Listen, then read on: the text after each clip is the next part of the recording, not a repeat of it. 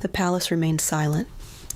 Not ordinary silence, the kind of silence that appears before something dangerous happens. The king's challenge still echoed through the throne room. If your God truly gives wisdom, prove it. Then prove it. No one moved. No one even whispered. Because now, Daniel stood at the center of Babylon's attention.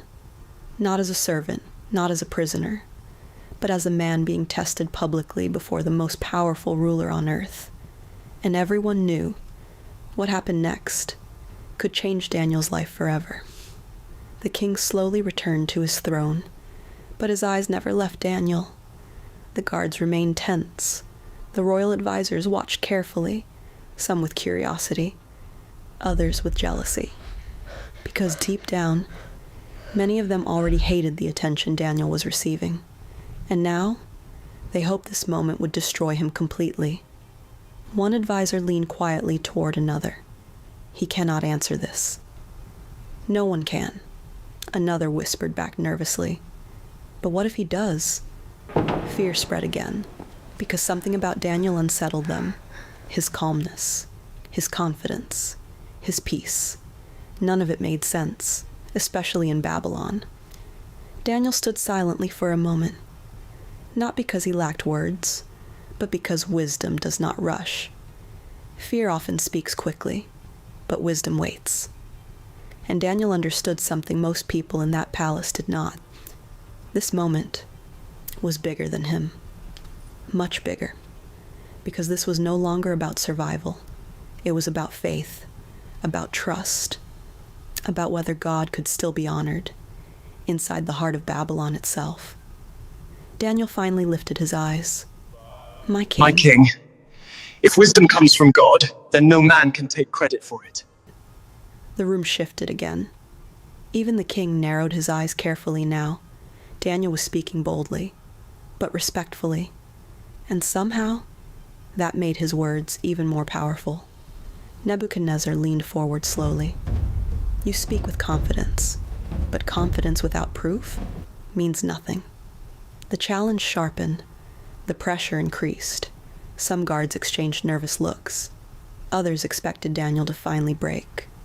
But Daniel remained steady. Because courage is built on faith. O Does King, not collapse easily. the Most High God king holds your continued. kingdom and reveals You mysteries. claim your God gives wisdom. Then tell me, why should I believe you? The question hit the room heavily. Because this was not merely curiosity anymore. It was confrontation, a public challenge, a dangerous moment. And now everyone waited for Daniel's response. If you love powerful Bible stories like this, subscribe now. Because Daniel's greatest test is only beginning. Daniel inhaled slowly, then answered carefully. Because wisdom changes people. It removes fear. Fear.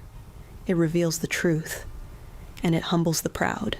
Some palace officials looked uncomfortable immediately, because Daniel's words felt personal, almost dangerous.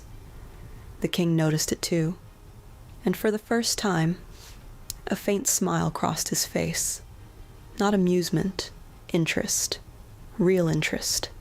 This young man was different, very different. Whispers began spreading again, quiet at first, then louder. He speaks too boldly. He should be punished.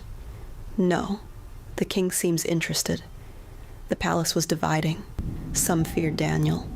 Others secretly admired him. And a few began questioning everything they believed.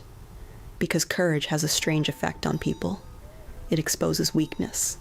And Daniel's courage was exposing Babylon itself. Nebuchadnezzar slowly stood once more. You speak as though your God is greater than kings. The statement froze the room. Dangerous words, dangerous territory. But Daniel did not retreat.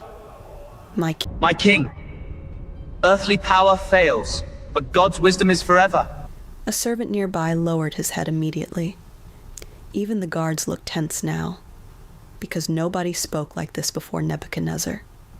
Nobody. And yet somehow, Daniel still stood untouched. The king descended from his throne again. This time is slower, more thoughtful. He stopped directly in front of Daniel, then spoke quietly. "So prove your wisdom. Tell me something no man here understands."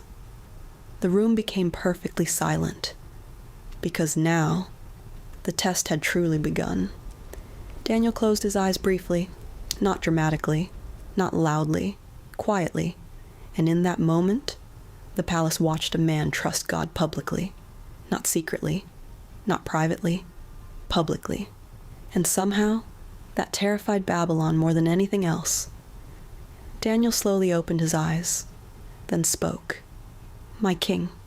My king, there is something you have seen, something that has troubled your spirit deeply. Nebuchadnezzar froze. The palace froze, because Daniel had just touched the one secret nobody knew. And suddenly, fear entered the king's eyes. To be continued.